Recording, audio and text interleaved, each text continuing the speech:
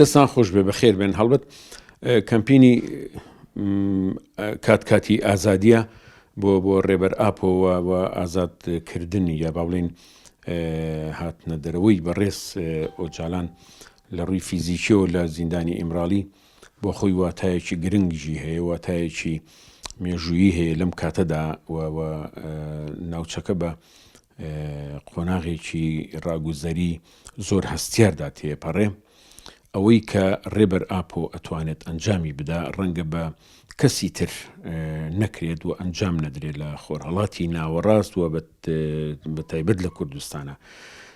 کەمپینەکە خۆشبەختانە وەک بەڕێستان و هەموو ڕاگەیاندنەکان ئاگادارن کۆمەڵێک خەڵکی زۆر باش لە ئاستی چین و توێژە جیاوازەکانی کۆمەلگا بە پیر بانگەوازیەکەوە هاتن، بە دەم بانگەوازیەکەمانەوە هاتن، بەشدار بوون و کۆکردنەوەی واژۆکان بەردەوامی هەبوو بۆ ماوەیەکی زۆر و ئەو بڕە پێویستەی کە کارمان بۆ کرد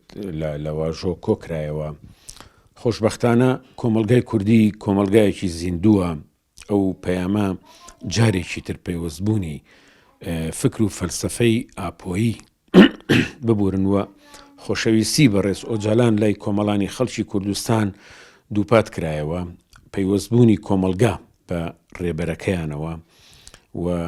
نامەیەکی تر بوو بۆ داگیرکەرانی کوردستان کە نەک تەنها 23 ساڵ بەڵکو چەندین ساڵی دی ئەگەر بێت و ئێوە بیر لەوە بکەنەوە بە زیندانیکردنی بەڕێز ئۆجالان و گۆشە گیرکردنی بەڕێز ئۆجالان ناتوانن ئۆجالان لە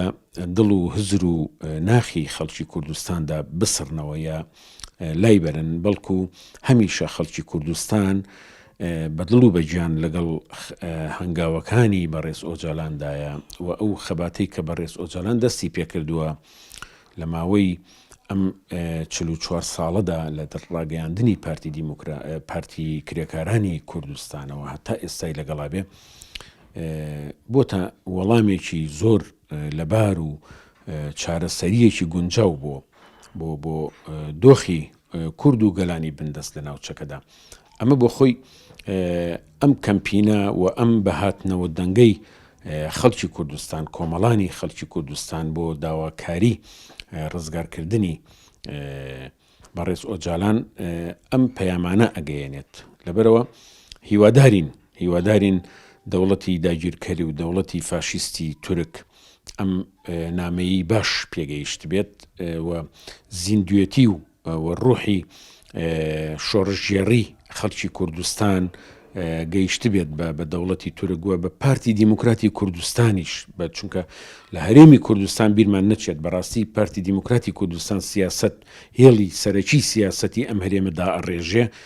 مخابن حزب و لایەنە سیاسیەکانی تر لەسەر هەمان هێڵە ڕۆن.